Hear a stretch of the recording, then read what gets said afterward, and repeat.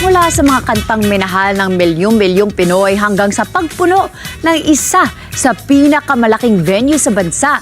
Nagmarka ng panibagong kasaysayan ng OPM band na Cup of Joe matapos ang kanilang makasaysayang sandali, The Cup of Joe Concert sa Philippine Sports Stadium.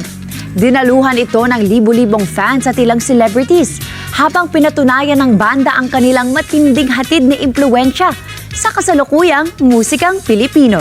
Narito ang aking report.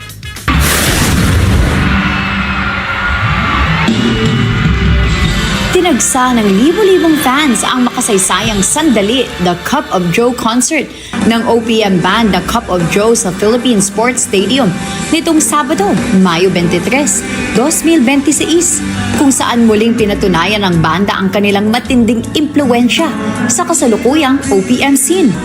Naging emosyonal at makabuluhan ang gabi para sa grupo at kanilang mga fans matapos nilang maabot ang isa sa pinakamalalaking milestone sa kanilang karera, ang pagiging kauna-unahang OPM act na nagsagawa ng solo concert sa naturang stadium.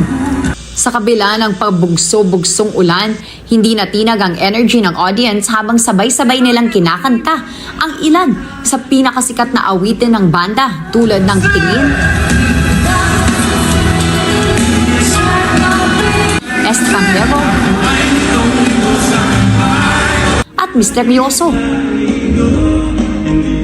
Mas lalong umingay ang crowd nang finally kantahin na ng banda ang kanilang viral na hit song.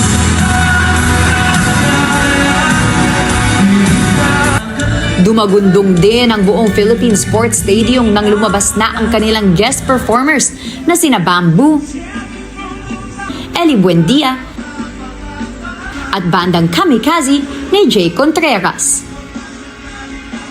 Pasabog din ang performance on stage ni Cup of Joe lead vocalist Gian Bernardino kasama ang mga kaibigan niya na sina Maki at Will Ashley.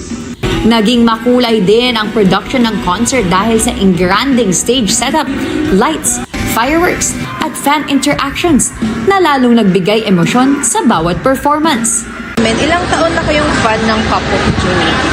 From 2020, 6 years. How about you po? I'm just a casual listener and I'm just here to support him. Siya na lang.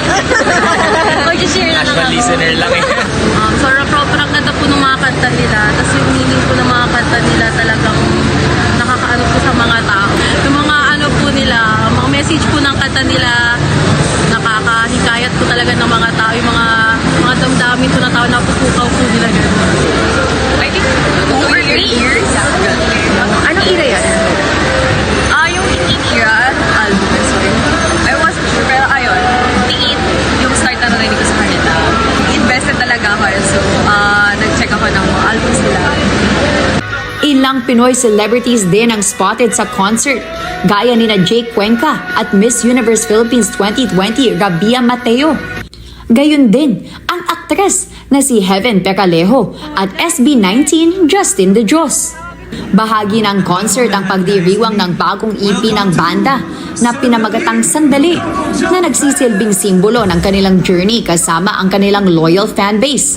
Ito ay bilang pasasalamat sa patuloy na suporta ng kanilang mga tagahanga mula sa kanilang simpleng beginnings hanggang sa pagiging isa sa pinaka-streamed OPM acts ngayon. Itinuturing ngayon ang Sandali, The Cup of Joe Concert bilang isa sa pinakamalaking OPM concerts ngayong 2026 at isa pang mahalagang hakbang para sa patuloy na pag-angat ng original Filipino music sa mas malalaking entablado.